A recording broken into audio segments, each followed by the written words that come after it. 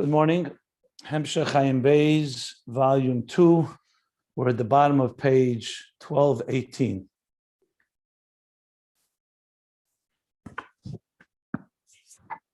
The pages can be found at ayinbeis.com.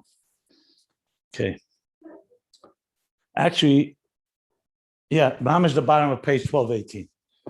So after a 5-page elaboration on Ani Rishon v'Ani Achrin, Keser through Malchus, on all the levels of Seder Ishtalshus, in the entire cosmic order, in all levels, from the highest levels before the Tzimtzum, all the way down to Malchus of Asiya, that it goes through that process, that first it originates in a Hisnasus Atzmi, a revelation of the very nature of a higher reality called God. And that evolves into a rotzen, a desire for melucha, that ultimately leads to shir atzmei b'keach, envisioning it in the lower levels, from Keser of Atzilus to Malchus of Atzilus, and then goes to a tzimtzum to be able to become the actual creator of the tzimtzum or the parsa between Atzilus and Biyah, or the tzimtzum after Malchus of Ein Sof and the Kav, that ultimately becomes the world of Ak there, and lower levels Biyah. So there you have a process that begins all the way, we could call Tainug, all the way into the action and implementation, and they're wedged into each other, the beginning and the end and the beginning. And the middle in between are the spheres that give it that shape and form and design. So with that, then he began, let's discuss now Gan Eden. Now that we have the picture of the whole order, the blueprint, the map, let's talk about Gan Eden, back to Gan Eden. So what did we learn yesterday? Like this, that Iker Inyan, the primary benefit and hana, pleasure, that neshamas have from the reflection of the divine presence in Gan Eden comes through the good deeds in Elam Haza. Now, he actually doesn't say specifically, is it the good deeds of that very neshama that did them? Or is it the good deeds of others that, like when we do something for benefit of our deceased parents or grandparents, their neshamas, it benefits them. The truth is, both are true, but most likely it's talking about our own actions, because schar mitzvah, the reward of the mitzvah is the mitzvah itself, which means the revelation of the divine that mitzvah generates, as he said here. So it's from the mitzvah itself. And that's the meaning Vayinechel b'Gan Eden, that he placed him in Gan Eden, la'avda l'shamra, through the avda, the service of the positive mitzvahs.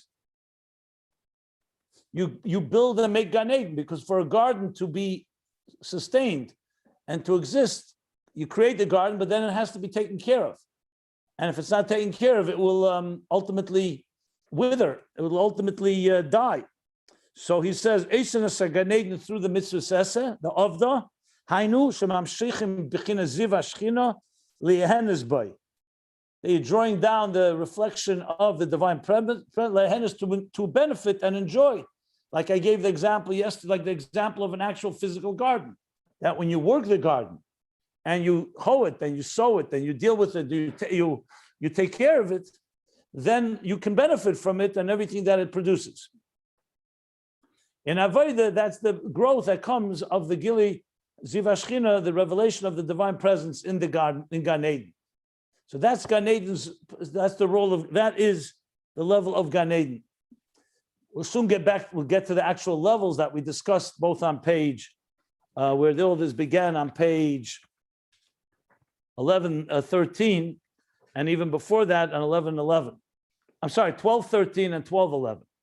So that we'll get back to, I'll refer to it all as we learn on, because he's all connecting it all right now. So let's see how this develops further now. Okay. So we stopped at the last line, so we're going to continue the last line on page 1218. So he says like this now. Ube Medrash Isa, in Medrash it says,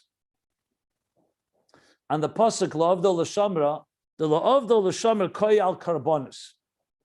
When it says he placed him in Gan Eden to serve and protect, so before we learned that Avda is the positive mitzvahs, Shamra is the negative mitzvahs. The 248 positive, 365 negative.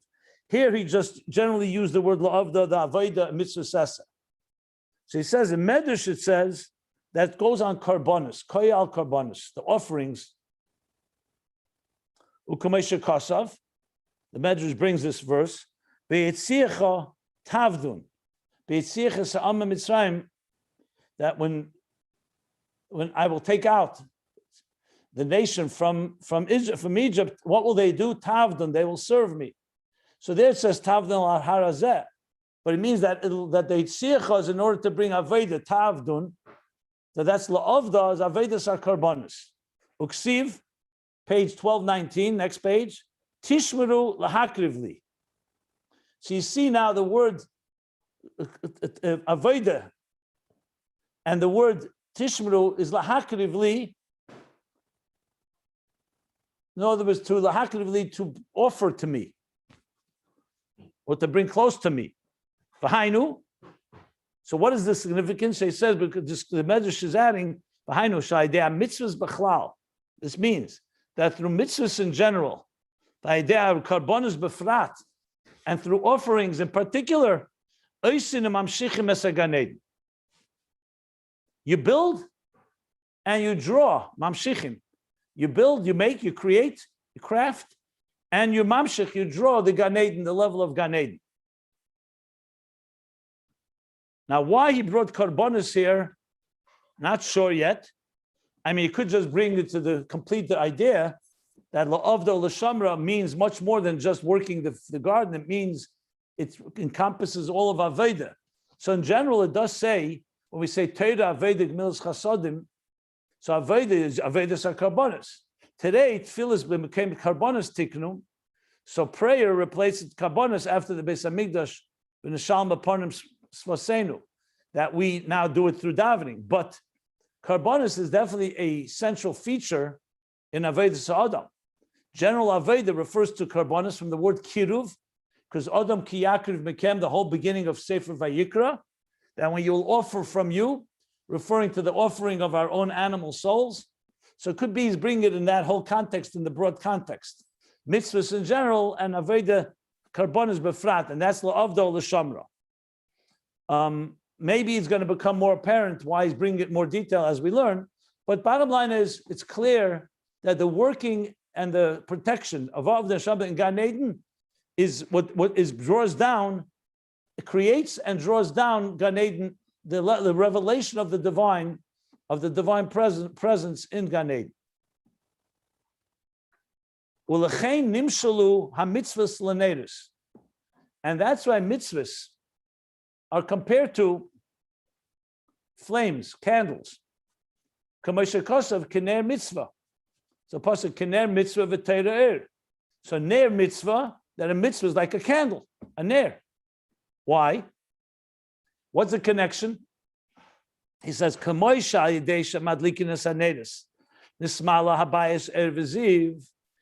just like when you kindle, when you ignite, when you light flames in a home, what happens? It fills the home with ziv, with light and reflection, with light and energy. And ziv is light, ziv is reflection. Bottom line, is there are two statements of calling it light. So what does a candle do? It brings light into the place that you're lighting the candle. Kach, that's why it says ner mitzvah, that a mitzvah is like a ner, because a mitzvah does the same thing. Kach, mitzvah, same thing. Through doing mitzvahs, through the performance of mitzvahs, of good deeds, nimshach ziv began eden. So it's literally like lighting a candle. You do a mitzvah, something happens. It lights a flame, a ziv, a reflection in Gan Eden. So Gan Eden is the place where the light shines from all activities and actions we do. It's just like when we say that when you daven properly, you say the words, you create a malach. You create an angel. So I remember when we were kids, and our teacher, our counselor in camp would tell us, daven well, every time you say the word right, an angel is created. I don't want to say the negative side of it. So I remember as being always a little challenging, I said to him, I don't see any angels. So he said, one day you'll see them. Today, you don't see them. We create them. They're there and they protect us. Like we say, Shalom Aleichem. You also don't see angels. We sing every Friday night. We say every Friday night, Shalom Aleichem, Malachi Asharis, Malachi Shalom. We refer to them. They come. Not only we refer to Malachim, we say we welcome them. We say, come, enter, bless us, Barchuni, and Tzeschem, and then we say goodbye to them, like it's as if they're actual reality. The answer is we don't see angels, but the beings, that doesn't mean they're not there. It's like energies that we create through our efforts and deeds. So bottom line is, so far he said a few things, just to sum up, that the main thing of the neshama's benefits and enjoyment in Gan Eden comes through Maisim Tevim, Schar mitzvah, the reward of mitzvah is a mitzvah. And that's what it means when we do the Avodah La'avda, mitzvah sesa. We're like building, we're catering, we're caring for, we're tending to the garden and making it grow and blossom and flourish and thrive. And that gives us, and we benefit from that. He added now that it's also karbonis. And now he's comparing mitzvahs to a flame. Just like when you light a flame, it brings light. When you do a mitzvah, it generates light in the level of Gan Eden. Okay, a short parenthesis to fill in the picture with flames and candles. Like neshamas are also called candles. Another place where you see the word ner, the candle of God or the flame of God is nishmas adam, is the soul of a human being.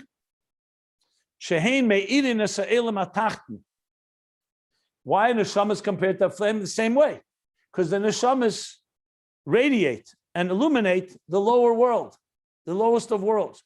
And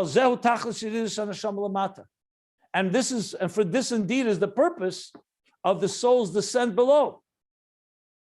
Commission is barley ill, as we learned earlier. Where did we learn this? Well, we learned a number of times. Just trying to remember the last time we learned it. I don't think it was in volume 3. I would think it was earlier. But regardless, Kamoy Kain, Haneris the mitzvahs me'inim as Gan Eden. Same too, the Haneris of mitzvahs radiate Gan Eden. Okay, so right now you can jump and say, 1 second, what's going on here? First of all, don't souls radiate this world with mitzvahs through doing mitzvahs? In other words, a soul is like a flame. When it does a good deed, it brings a flame to the world. So souls are flames. They're like walking menorahs. And when they do a mitzvah, it increases that flame that it brings into the world. Why does he say, which it seems to appear here, that the neshamas bring it into the world and the mitzvahs bring it into Gan Eden? So you can explain it several ways. First of all, it's not a contradiction, really. He's speaking here in this mimer, he was not talking about neshamas per se, he was talking about Gan Eden. So in Gan Eden, how do you generate energy in Gan Eden? So obviously, it's the good deeds that we do in this world, he said clearly, Maisim Tevim Be'elam Haza, and that creates energy and light that's stored in Gan Eden. Like I explained yesterday, it's not somewhere else. Gan Eden is the place where that Gilui is happening. We may not feel and see it. Whereas when you talk about neshamas, you're not talking about the very power of the light, you're talking about the generator of light. Neshamas, our flames, are not just flames, they're not just walking flames, they actually are ones that activate, and when they come down below, their purpose is to radiate everything around them through Torah and mitzvahs. It's not a contradiction. But when they do so, one thing is that they actually radiate the world in whatever way they do, by example or refining the world. But the second thing is they're actually generating energy that's stored in Gan Eden that will become revealed even more. But even today, as I explained, we also see revelations of it. So I don't think he's coming to say here that the mitzvahs are reserved to Gan Eden, the flame of the mitzvahs is Gan Eden, and the flame of the souls in this world. It's clearly not the pshat, for sure not pshat, even though the language can sound like that, but that's not the Havana. And he's really just coming to explain, just like a neshama in this world radiates, so too a mitzvah radiates.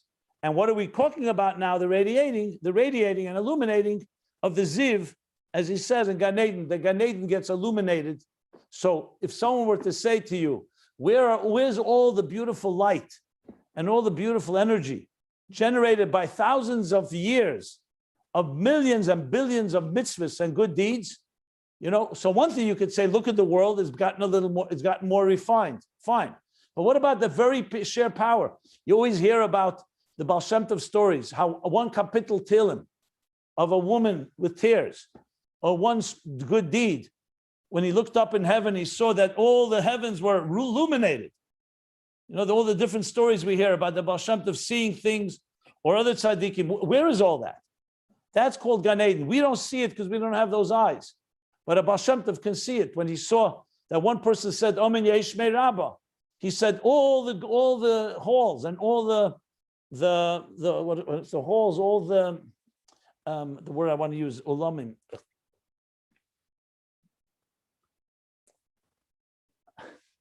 I'm lacking words right now. All the rooms above were illuminated. Like when you put on light and the whole palace begins to shine, that's what the power of a mitzvah is. So we see minimal level of that here below, but above you see it in the fullest sense of the word because there's no filters there. We don't have the physical filters that block us from seeing it. So that's the explanation what he says here. I think this is going to be explained later in this volume, where neshamas and mitzvahs, how they all come together. But generally speaking, when we speak about this topic, the simplest way to explain it is when you meet another person, they have a neshama that's already there. They already have a flame burning inside them. But it could be the flame is like a pilot flame. It's on low burner, or it's not revealed. So what you do when they do a mitzvah, you're fanning the flames. The mitzvah strengthens the flame of the soul, makes it express itself. And in turn, the other way around. The neshama, therefore, is strengthened by the mitzvah, and the mitzvah's flame is also strengthened by the neshama's flame. So when you have a combination of a person of a flame now coming alive, one flame bringing another, fanning another flame, they both get stronger and they both join together and bring more light into the entire existence. That's really the best way to explain how the flame of the neshama interacts with the flame of a mitzvah. Okay. That's why the Rebbe was so pushed so strongly, miftzayim, put on tefillin with a Jew, light a candle, kashrus, even though you could say, 1 second, he's not doing other things. What's one thing going to do? But that's the point. The neshama has a flame. The mitzvah has a flame. Once you get the flame burning, anything can happen next. Meaning, mitzvah gereris, mitzvah, one flame leads to the next, and a person's life can be changed. It's not just a deed. It's not just, get some random deed. You're talking about a walking neshama who may be yet not aware of it, or it's not revealed. And the mitzvah, just one mitzvah, ignites, is itself a flame, and it ignites and gets the other flame, fans it and makes it grow and so on, becoming aware of it. The Rebbe tells a famous story that he told in the Farbrengen once, how about one little girl who started lighting Shabbos candles, how it transformed her whole family. Briefly, the story is, and it's good, it fits here, that someone, Mitzvayim, I guess the girls went to a girls' school, a public school, and they gave out Nesha kits, kits for girls and women to light candles, with a candle, with a blessing, with everything you need, with instructions. The girl comes home very excited, and she tells her mother, I'd like to light this candle. Her mother says, we don't do that. But the girl, a little child began to push and began to demand. Long story short, the mother finally agreed, to the point when the girl lit the candle, the television was on and other things were going on. So the family felt not so fitting. They shut off the television. Then they decided, it's nice to set a table. Anyway, bottom line is, after a while, this one candle caused the mother to start lighting candles again, or the first time, it started a Shabbos table, because the candle brought a certain kedusha into the house, a light. And once you have a little light, it starts bringing more light. That's the nature of light. The Rebbe told us once at a Farbrengen, how one little mitzvah like that can change a whole reality. And the reason is for this reason, because that's what we're really doing, is lighting, illuminating. Okay.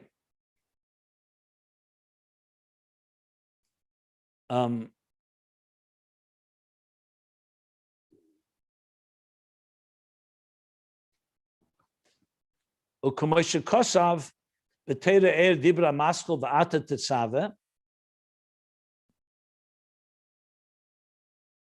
Like it says in Teira Er, the Maimer v'ata tetzave. I believe he says there, I have to look it up, but I think he speaks about how mitzvahs increase and draw down and generate this light in Gan Eden. Umisha lo yosha tev miyamav. So now you could ask, what about a person who never did good all his life, even if there's such a possibility? So now you're saying basically they have no place in Gan Eden. They have no place for themselves in Gan Eden because there's nothing generated light. They didn't generate the light. They didn't light these candles, these flames. So indeed, he's lacking that part of the pleasure and delight, vaziv, and reflection, shemachmas maisim tevim shoyesa. That part of the pleasure and delight that would have been due to the good deeds that he would do. Vafilu choser ha-mitzvos yem echad choser ha-hamshacha. Even if you're missing the mitzvahs of one day, because every day has its mitzvah. We're talking about mitzvahs that are bound by the day. That you could only do that day. You can't do tomorrow 2 mitzvahs for a day that was missing. He says that too causes that there should be lacking the hamshacha.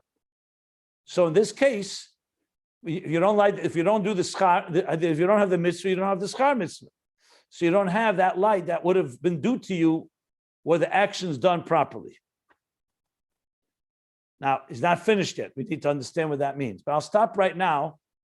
If anyone has any questions on this section, he's going to ask right now, he's going to ask questions on this topic. Just for the record, we spoke about this as well. This does not mean that a person who doesn't do mitzvahs does not have hope.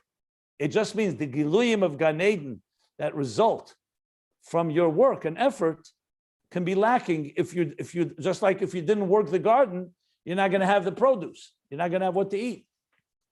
Or at least not, you're lacking on what to eat because you didn't fully develop it and fully actualize it. But let me pause and stop here if anybody wants to ask anything. Fine? Okay. So we continue. Well, the chayra ain't a move on. Okay. We explain now that Gan Eden is essentially primarily a result of our effort. The mitzvahs, the flames, and all the pleasure, delight that we have from it is a result of the work that we did to prepare that, to generate it. So he says now, 1 second here. Seemingly it's not understood.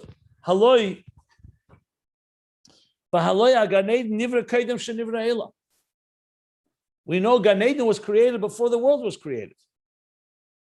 Like it says in Medrash Rabbah, Shiva Dvarim Kadmu Le'elam. 7 things preceded the world. Ve'echad mehem Gan Eden. And one of them is the Garden of Eden.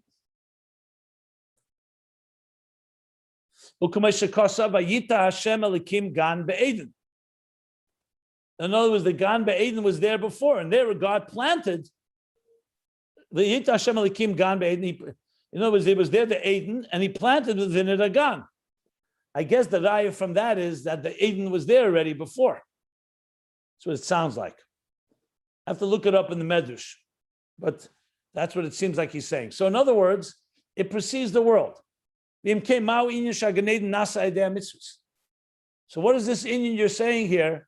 That Gan Eden is crafted and formed and created through the mitzvahs.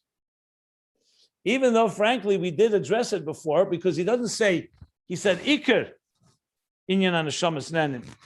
And earlier he said that Gan Eden was there, but the taste was air. But okay, but the Rebbe Rashab is asking the question, so I'm not going to go answer with the Rebbe Rashab's own explanation. The Rebbe Rashab knows what he said. I'm just pointing out that he did somewhat qualify it a bit earlier.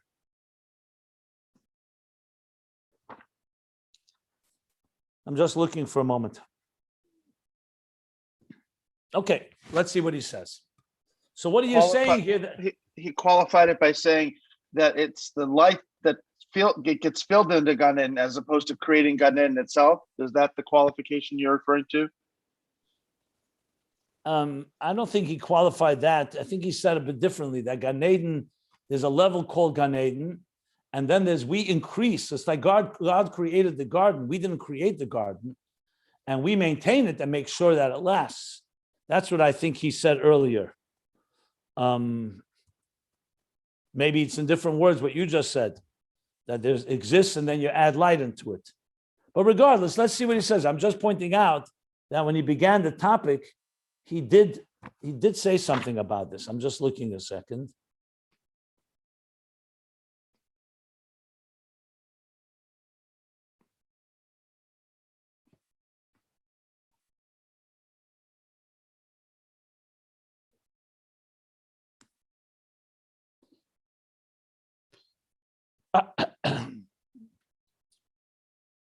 Okay, we'll go back to it. Let me see how it's going to develop here. Fine.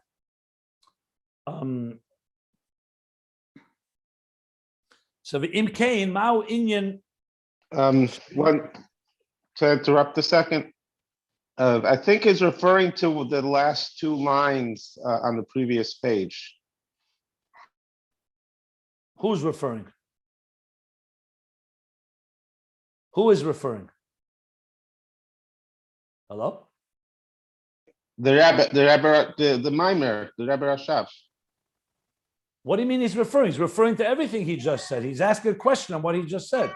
He said that the Gan Eden is generated through our mitzvahs, but Gan Eden precedes existence. So he's asking a question. Of course he's referring. He's asking a question on what he just said. Well, the Gan Eden was created before the world. So in Cain, what's the Ayin that Gan Eden is created through mitzvahs? There are no mitzvahs. Gan Eden was created before there were mitzvahs. So that's the question he's asking. The second to the last, the second to the last. He's asking a question on the whole thing that he just said, correct? Yeah. Not sure what you're adding.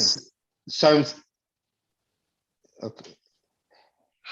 Whatever, it's just the second to the last line. It says so the whole piece. Well, the whole piece is about that.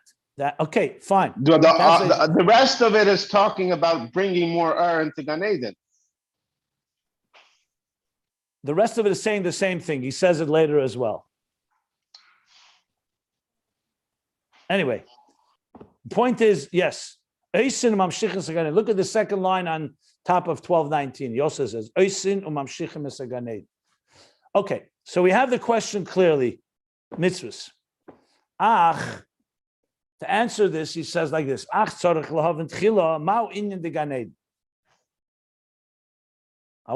to understand this, we have to first understand what is the inyan of Gan Eden. Now, when you read this first time, you say to yourself, 1 second. We heard already this is the third time he's telling us what Gan Eden is. On page 1211, he said, we have to understand what is Gan Eden, difference in Gan Eden and Elam Haba, and he explains there what Gan Eden is. On page 1213, Tzarech lahav an inyan hagilu de Gan Eden, and now he's saying again. So when I read it, my understanding is that the Rebbe Rashab, remember, sometimes the flow of the ideas somewhat are intense. So though he already said it, he's still putting it into a more structural way. And that's why he says it again now. It's not a question I'm asking. It's more of a matter of verbiage, language. So we have to understand what is Gan Eden. Hine Gan Eden hu Binah of Malchus. Okay. So now I must go back to what we learned already, because I, for one, need to compare it to what he said earlier. On page 1211, I'm just summing up now, like almost a summary of all the things he said about Gan Eden. On page 1211, he said,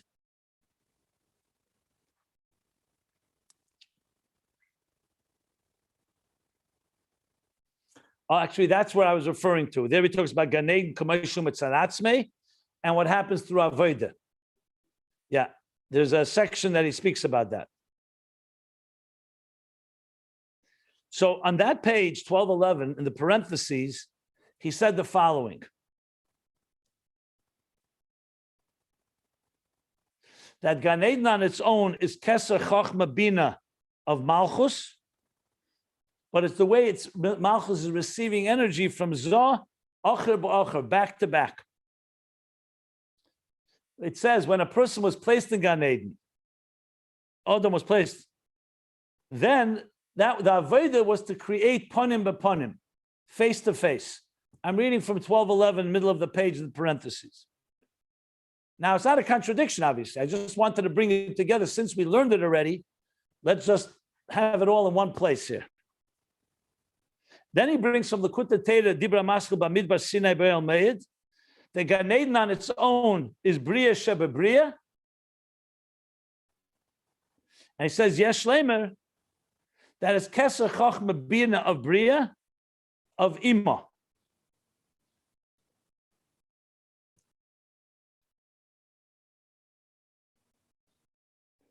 Because it says in Eitz Chaim, Shak is good that Tanhi, first let's say the Malchus Meir B'Chacham of Beriyah.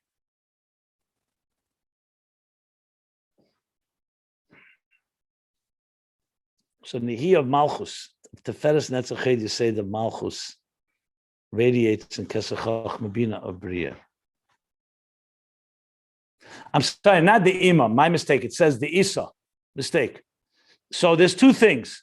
Gan Eden on its own is Keser Chochma Binah of Malchus or Keser Chochma Binah of Beriyah.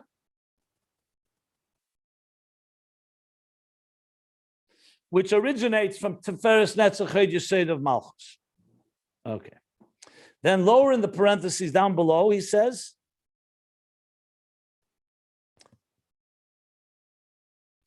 that through Aveda, it goes higher than Gan Eden there. So he does discuss on 12:11 the difference between Gan Eden before Aveda and after Aveda. We'll get back to that when he answers the question. I'm more looking for right now, what is the actual level of Gan Eden? So we have so far Keser Chochma Binah of Malchus of Atzilus, or Keser Chochma Binah of Beriyah, Beriyah Sheba Beriyah. Those are the two expressions. On page 1213, he said, Havaya Lakim is the Gili of Atzilus in Beriyah, which sounds very similar. Keser Chochma Binah, Beriyah of Beriyah, is Keser Chochma Binah of Beriyah, which comes from Atzilus into Beriyah, or Keser Chochma Binah of Malchus. Okay, I may be speaking to myself, but I just wanted to bring it out before we continue on, because I wanted to remember what those levels were. So now he's saying like this. That nahi. What is this? What? This the Isa of Eitz Chaim Sharkis HaKoved. What is that nahi? In Reshid Aleph. Keser Chochma. Tiferes Netzachid Yesod Mishaber. Right. It could be either did das Tiferes Netzachid Yesod or did Tiferes Netzachid. I think it's das Tiferes Netzachid Yesod. Yeah, because Keser Chochma Binah here. Right. Yeah. Okay. Now he's saying on page 1219 where we are now, that Gan Eden is the level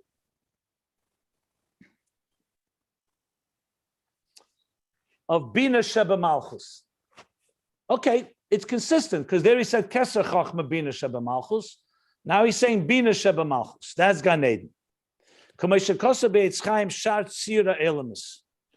Like he says in Eitz Chaim in the Shar, in the section called Sira Elmus, the structure of the world, of the worlds. 1 second. It says, yeah, Kacha'b of Malchus.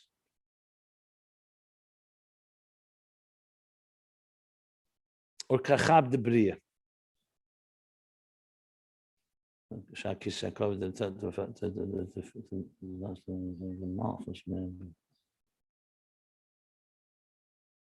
It's a little lower level. Okay. That's what he says in Eitz Chaim Shayit Siriel. The Zehu HaHefer ben Gan Eden l'klolos ha'elamus. This is the difference in Gan Eden and the general worlds. Remember, God created Gan Eden special. It's a special section on earth that's different than other worlds. Or in Ruchnius, it's a special area. Gan Eden is different. Let's say if Gan Eden is in Beriyah or in Yetzirah or Nasiya, it's a higher level in Beriyah itself. And this is the difference. What's the difference of Gan Eden and the general worlds? The hislapshus behem hurak mebchinas zayin tachtenis. The elikus, the divine level of revelation, the divine level dimension that manifests in the rest of the world is only from the zayin tachtenis, which means chesed through Malchus. Chesed, Gvur, Tiferes, Netzach, Chod, Yesod, Malchus, 7. Ubederech klal hu bchinas nihi levad. So in general, it's specifically 7, and in general, it's the 3 lower levels. Netzach, Chod, Yesod.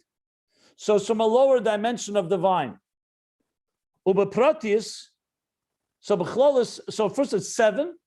In general, it's Nehi, Ubeprotius, and more specifically, Hubchinas Malchus Sheba Malchus, Levad. In other words, the worlds that we learned about. Remember, Keser Malchus? What creates the worlds? It's from Malchus of Malchus.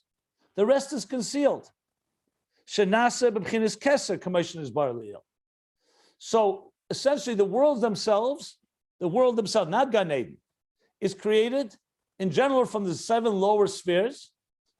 In general, Nehi, specifically from Malchus of Malchus, that becomes the Keser of the creation of Beriyah. So what makes Gan Eden unique? In Gan Eden meir b'chinas gimel rishenis, Keser Chochma Binah.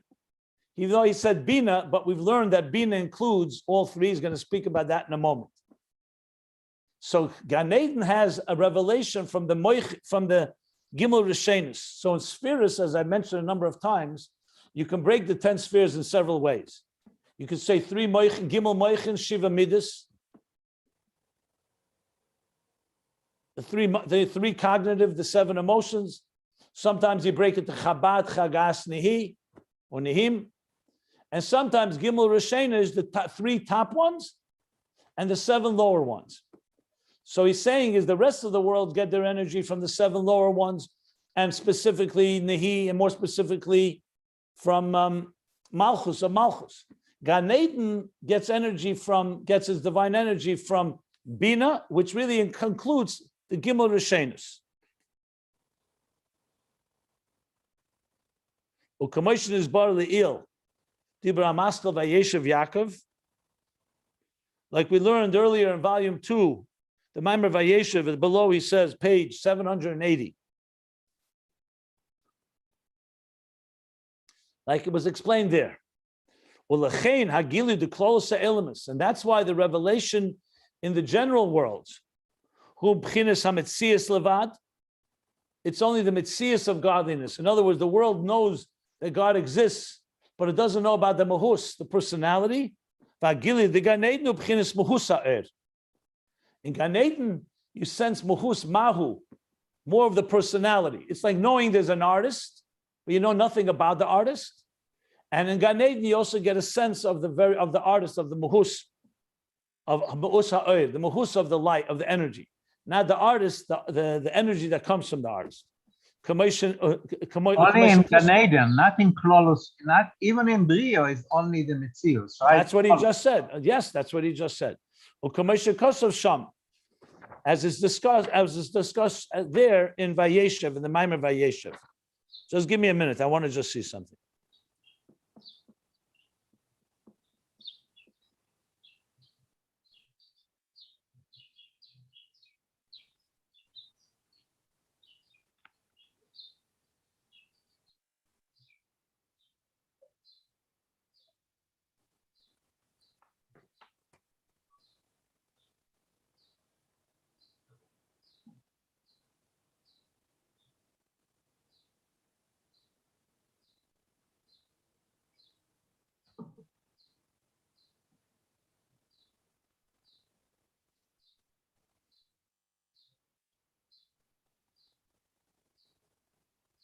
Okay.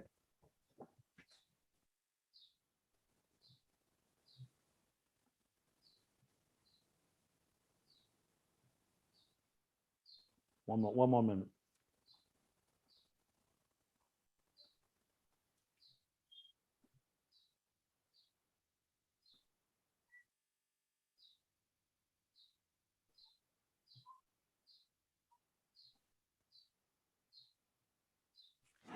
Okay.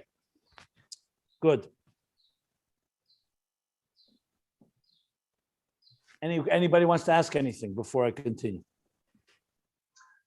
I just want to be a little more clear. In Beriyah, we have the Seraphim. They have only the Gila and Mitzvos. Compared to Gan Eden, yeah.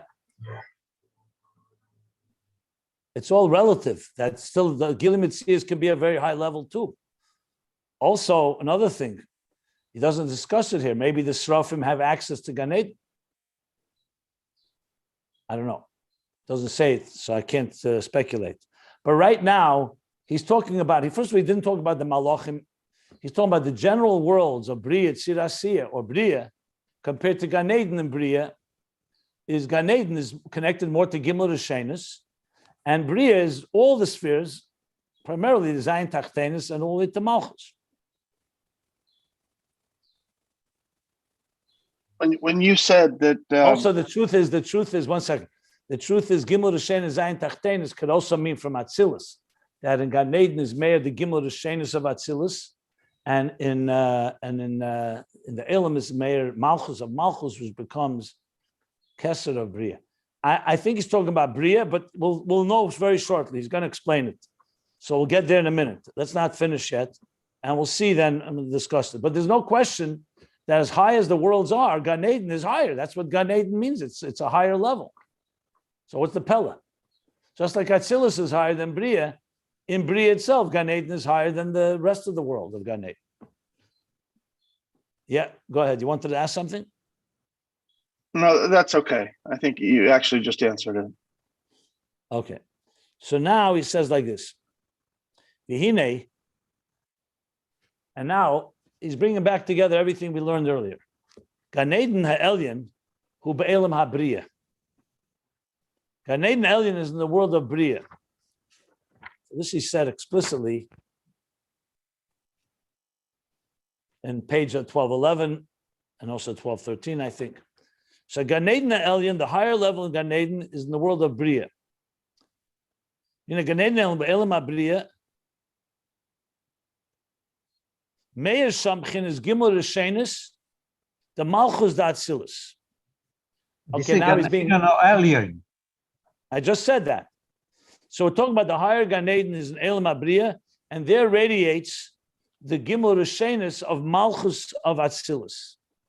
The three top, like Keser Chochma Binah of Malchus of Atzilus, like we learned here, Keser Malchus. The Ikra Gili.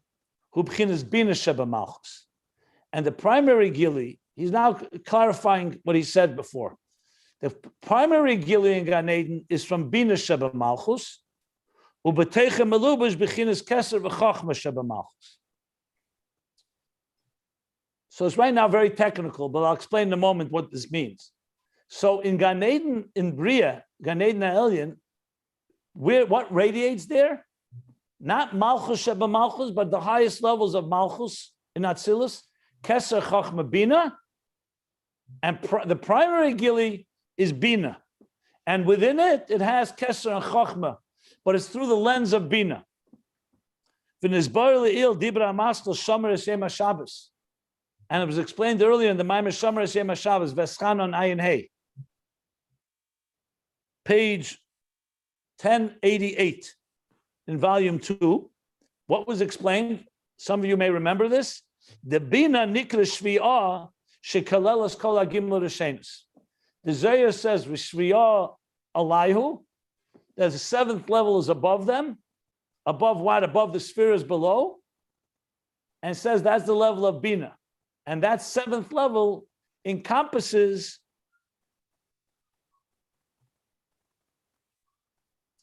all the Gimel Rishenis, Keser Chochma Binah. Now, why is Binah called 7? If you count Binah from the bottom up, it's 8. Malchus, Yesod, Hoid, Netzach, Teferes, Gvura, Chesed, Binah is 8. So he explained there, because when you count that way, Malchus is not counted. It's included in the other 6. In the other 7, I should say. So you don't have 8, you have 7. So in that sense, so Binah is the Shvi'ah, what he called. In it, it encompasses all the Gimel Rishenis, which means Keser Chochma Binah, come together. And that's what he says. The Gan Eden Elyon, Shabe'elam HaBriyah, Gan Eden Elyon in the world of Briyah, Hu B'chinas Keser Chochma Binah de Briyah, Heichel Kodesh Kadoshim de Briyah, Shezel Gam Ken B'chinas Shviyah. Right, now we got it. Aha. So it's the Why Gimel is it Rishon. and not Shmino? I just explained why. Okay. So he said like this: Gan Eden is by the Shviyah Shekel Kol Gemeshes Gan Eden Shalom Mabriya Hu B'chinas Keser Chochma Binah Heichel Kodesh Kadoshim. So the Kodesh Kadoshim, which we know is the holiest of holy, the holy of holies, is three Kodesh. Kodesh Kadoshim. Kodesh is in the singular, one. Kadoshim is plural.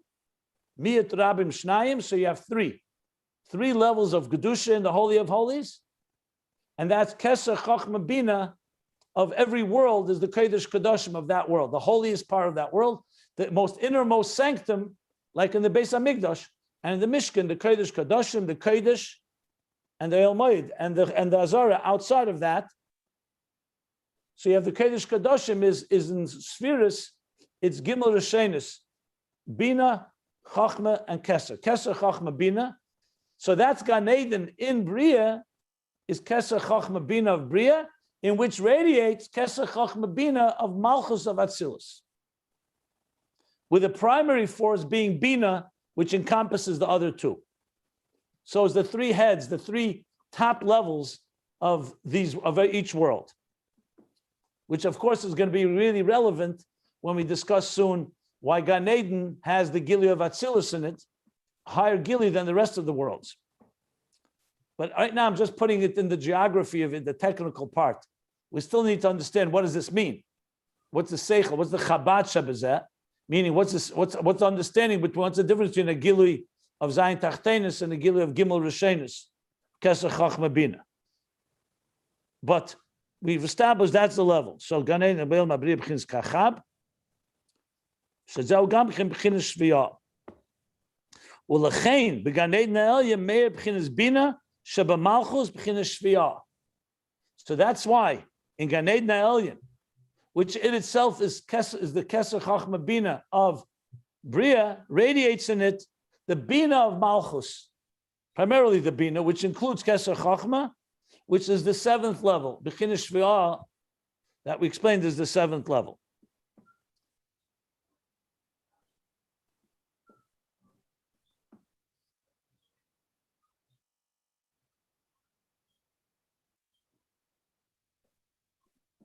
He said, Gan Eden the Elyon Shabe'elam HaBriyah Hu B'chinas Kacha'b Divriyah, Heichel Kodesh Kadoshim Divriyah.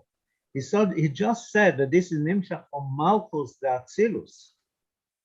I just explained it. I'm not going to repeat it again. I just explained it. Why not? I don't understand it.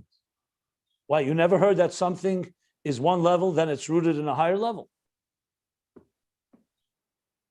Gan Eden is situated in Briyah. What level in Briyah? Keser Chochma Binah, Kodesh Kadoshim, Shviyah in Briyah, and its root is Keser Chochma Binah in Malchus of Atzilus. What's the question? Okay. It's simply rooted there. He says, that's what he says. He says like this. He said, Gili Gan Eden B'chinas Musa. He said, Gan Eden Be'el Mabriya. Meir Sham B'chinas Gimel Shens the Malchus D'Atzilus. But the level itself is in Briyah. And there radiates, the Keser Chochma Binah of Malchus radiates in the Keser Chochma Binah of Briyah. Remember, Malchus of Atzilus becomes the Keser of Briyah. So the Keser Chochma Binah of Malchus of Atzilus radiates in Keser Chochma Binah of Gan Eden in Briyah. And in the rest of the worlds, you only have Malchus of Malchus, not Keser Chochma Binah of Malchus. That's the explanation. Okay? Yeah. Okay. I think I'm going to stop here because now he's going to be Nico Delakim. Is the last thing you just said the difference between the Mitzvos and Gan Eden that has a higher revelation of light? What do you mean, Mitzvos and Mahus you're referring to? Yeah, yes, thank you. No, that's the difference between Gan Eden and the regular world. The world itself of Briyah, knows of the existence of the divine. And Gan Eden has a sense of the muhus, of the personality of the divine.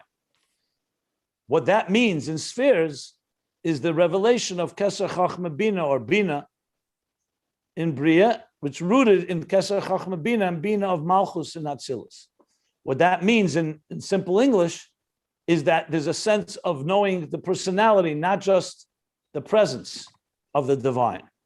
So the worlds know the presence, the existence, and Gan Eden, you also have a sense of the personality, which we're soon going to learn is part of the pleasure of the Tainug. Remember, Keser Malchus introduces the pleasure, the delight that God receives from existence.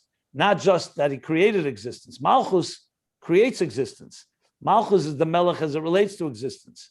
Gan Eden is going to give us a taste of some of the inner workings of the divine. That's ultimately what he's going to explain. The truth is, he's already answering the question at the end of this paragraph, but I'll do that tomorrow. The difference between Gan Eden before creation and the Gan Eden through Avodah, which really comes back to page 1211, where he already answered it in the parentheses.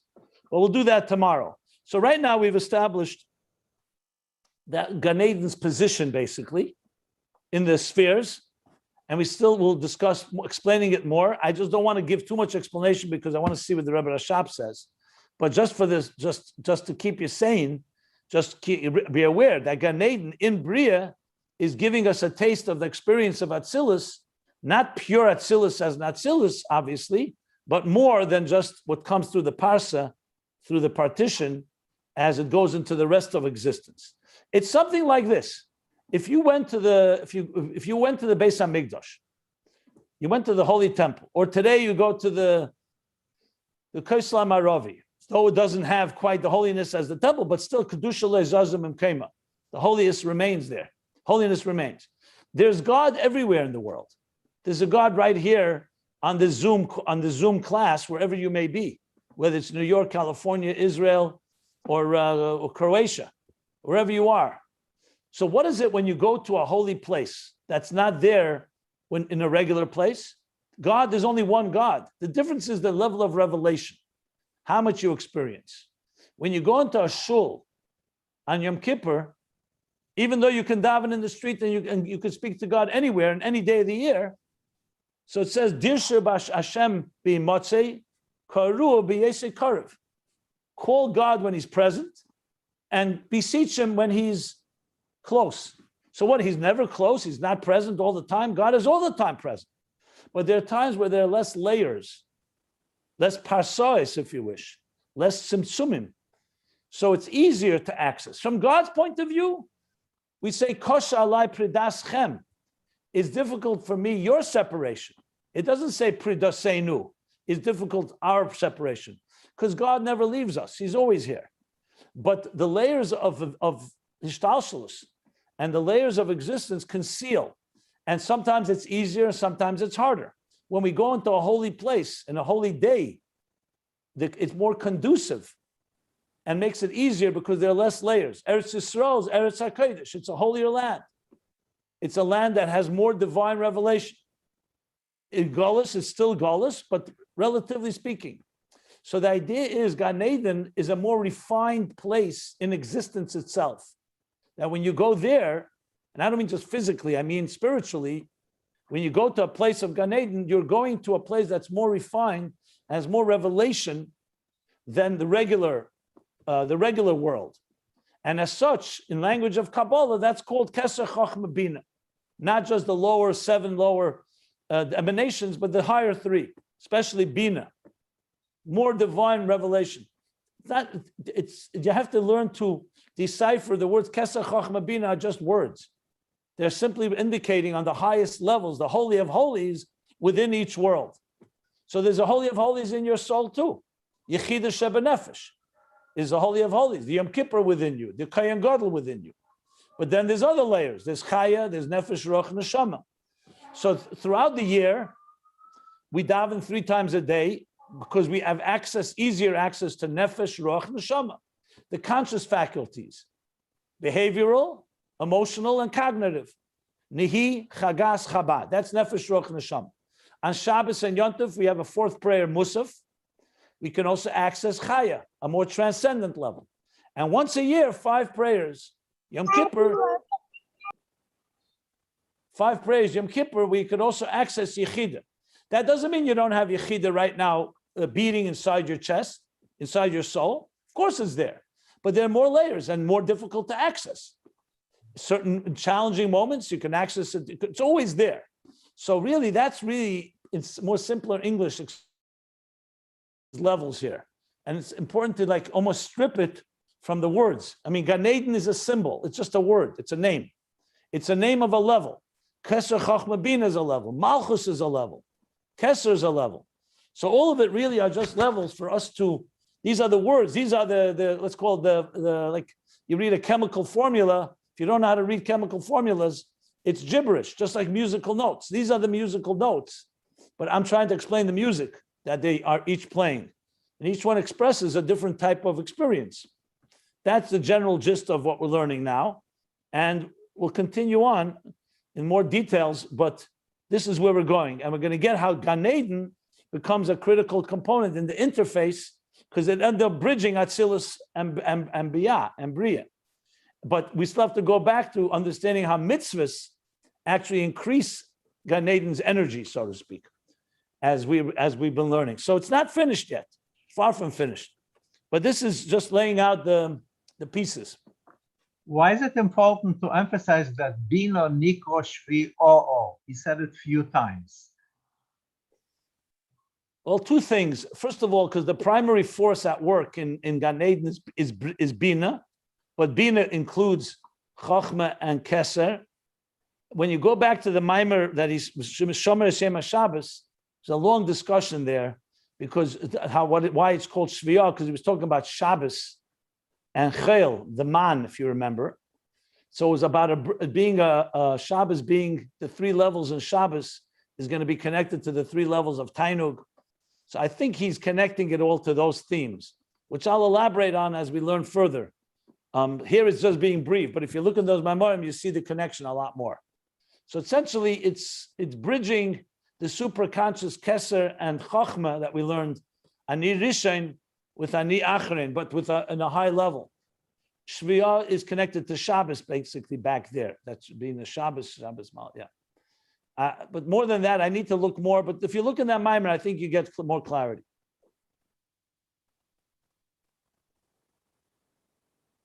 Thank you. And the Rebbe Rashab is also being thorough here. He's like establishing what level we're discussing here. I'm sure it also connected that Shabbos and Gan Eden.